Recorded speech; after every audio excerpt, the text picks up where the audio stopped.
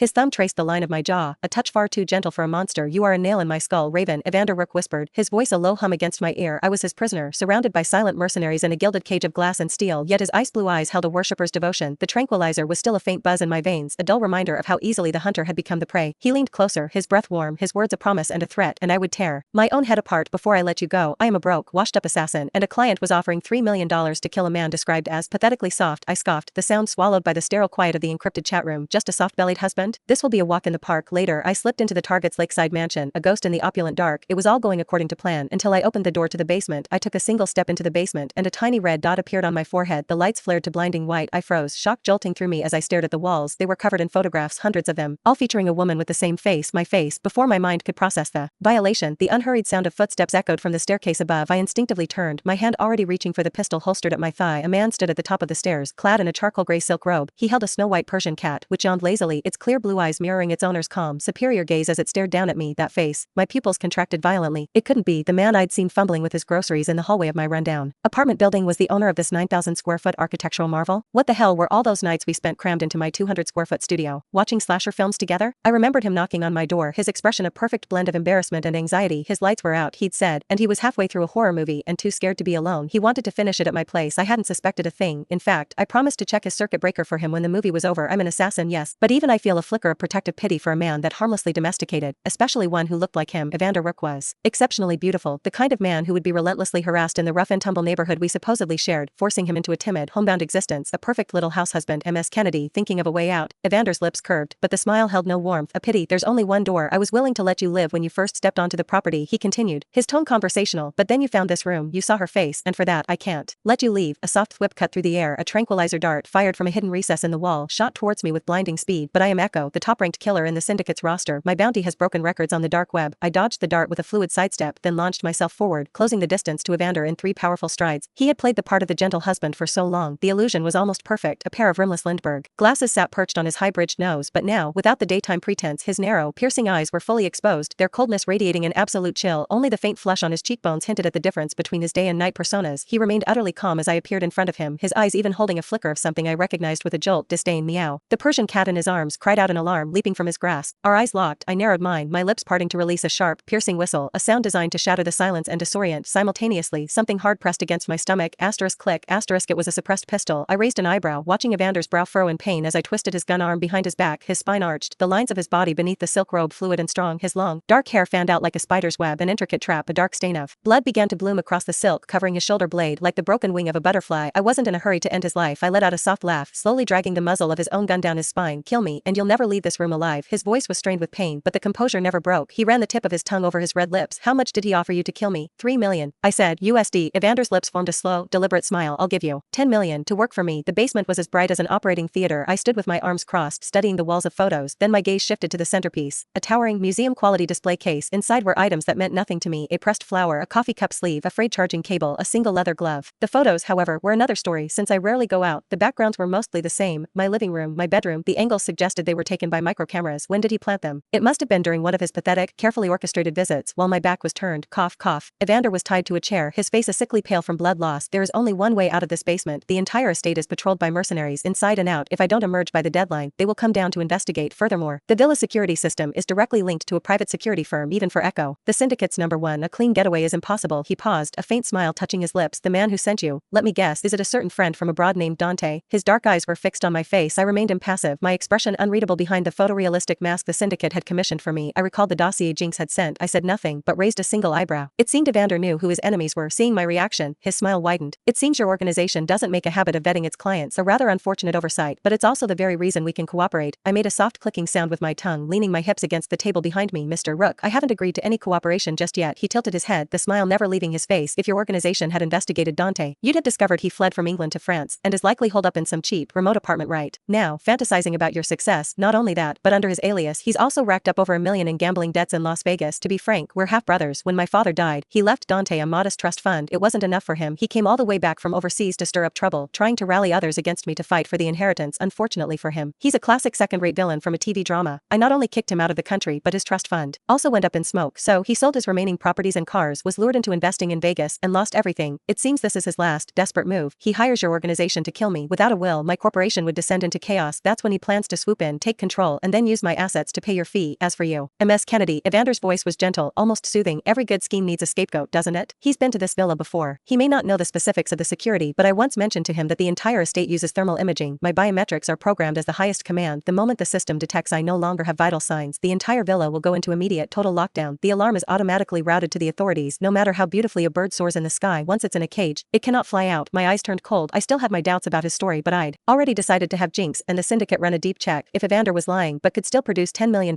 I had no problem helping him make his story a reality. Don't talk to me about loyalty. Loyalty is a concept for people with a conscience. I'm an assassin. We don't have those. You could say I was born for this line of work, a true professional. Of course, if Evander was telling the truth, then Dante had dared to play games with the syndicate and tried to frame me to take the fall. If that was the case, I would personally put a bullet in him for every dollar he owed. So Ms. Kennedy, are you interested in a partnership? Evander's gaze was intense, a flicker of a smile in his dark eyes. It was a look I knew all too well. It was the same expression he wore when he showed up at my door in a white t-shirt and a pink apron, offering me a home-cooked meal. That gentle, harmless house husband look. No one would ever believe it was all an act. Evander promised me $10 million to turn on Dante and retrieve a certain file from him. I need some time to consider. I tapped my knuckles on the table, not agreeing easily. Evander smiled. Of course, how does 3 days sound? 3 days was more than enough time for the syndicate to dig up everything on Dante Wilson. Acceptable. This time I agreed readily. Feeling generous, I leaned in close to Evander under the stark white light. The man's features were breathtakingly beautiful. His thick lashes cast shadows on his cheeks, his dark pupils like twin vipers hiding in the shadows. Mr. Rook, I moved closer still, our faces almost touching.